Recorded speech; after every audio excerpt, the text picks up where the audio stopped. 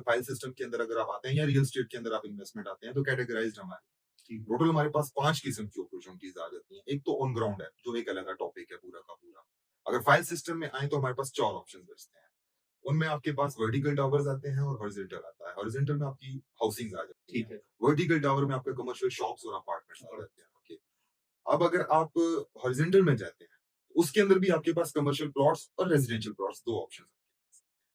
अब लोग अक्सर इन्वेस्टमेंट कर लेते हैं कि कमर्शियल में बेनिफिट ज्यादा हो तो कमर्शियल प्लॉट ले। तो ये चीज जानना बहुत जरूरी है कि पहले तो रेजिडेंशियल डेवलप होगा, पहले रेजिडेंशियल आबाद होगा, उसके बाद आपका कमर्शियल एक्टिविटी जो है वो स्टार्ट होगा।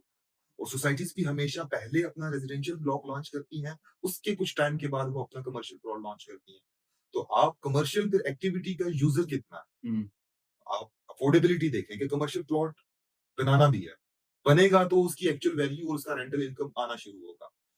फिर उसमें बनने पे कॉस्ट क्या आएगी, फिर बनाने वाले अगर फॉर एग्जांपल 100% लोग हैं उनमें से 1% कमर्शियल में इंटरेस्टेड होगा, 2 होगा जी, 10 होगा, चलो 90% लोग रेजिडेंशियल प्लॉट के अंदर इंटरेस्टेड हैं, घर बनाने में विलिंग है। तो बायर किसका ज्यादा हुआ, रेजिडेंशियल का। तो जिसका बायर ज्यादा है वो चीज आपकी क्विकली सेल आउट भी होगी, ठीक है, और उसके ऊपर आपको मार्जिन भी उस हिसाब से अच्छा मिलेगा।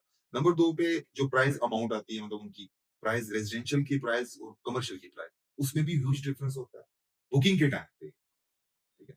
तो वही अगर आप कंपेयर करें, आप एक कमर्शियल प्लॉट लेते हैं, वहां पे आप 10 अगर रेजिडेंशियल प्लॉट आपके आ रहे हैं तो आप सम ऑफ करें, आप 10 को 10 साल बाद बेचें और एक कमर्शियल बेचें, आप शायद ज्यादा ही हो कमर्शियल, लेकिन कमर्शियल से मार्जिन में ज्यादा होंगे।